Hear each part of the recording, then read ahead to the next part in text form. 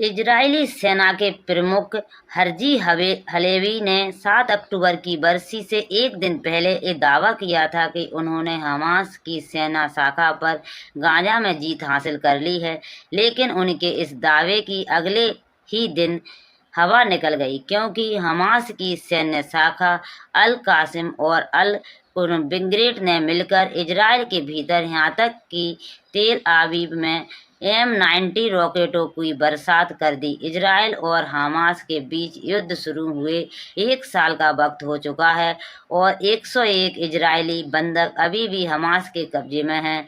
जिस हमास को ख़त्म करने के लिए नेतन्याहू ने कसम खाई थी, वो गाजा में अभी भी इजरायली सेना को तगड़ी चुनौती दे रहा है और अब IDF की हिजबुल्लाह के साथ जंग के चलते कहीं ना कहीं इजरायली सेना की पकड़ गाजा में ढीली पड़ी है, जिसके चलते हमास अब और ज़्यादा भीषण हमले कर रहा है। यह युद्ध हो रहा है, यह पूरे विश्व के लिए बहुत ही ज़्यादा हानिकारक है। इसे रोकना बहुत ज़रूरी है। जो भी संघ और संगठन हैं, उनको एक होकर इसे रोकना चाहिए।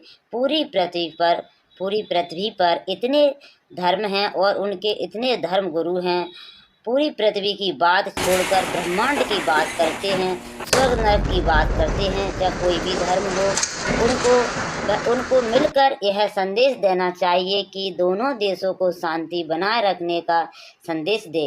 इस लड़ाई से पूरी की पूरी पृथ्वी पर हर इंसान को क्या सीखने को मिल रहा है कि जो ताकतवर होगा वही जीतेगा। जैसे पहले होता था, जो ताकतवर होता था वह आक्रमण कर देता था।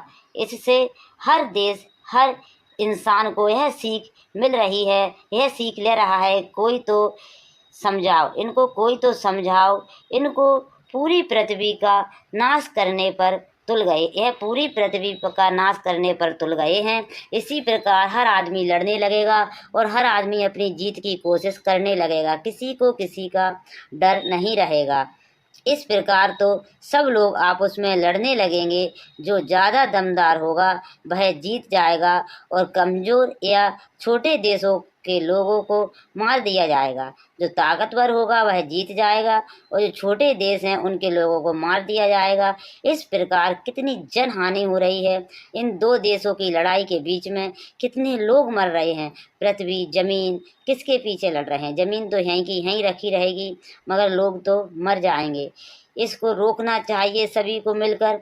सब लोग पृथ्वी छोड़ ब्रह्मांड की बात करते हैं। भगवान कोई तो इनको समझाए, किसी बात का वास्ता देकर कोई समझाए कि ऐसा ना लड़ें, लोगों को मार दिया जाएगा।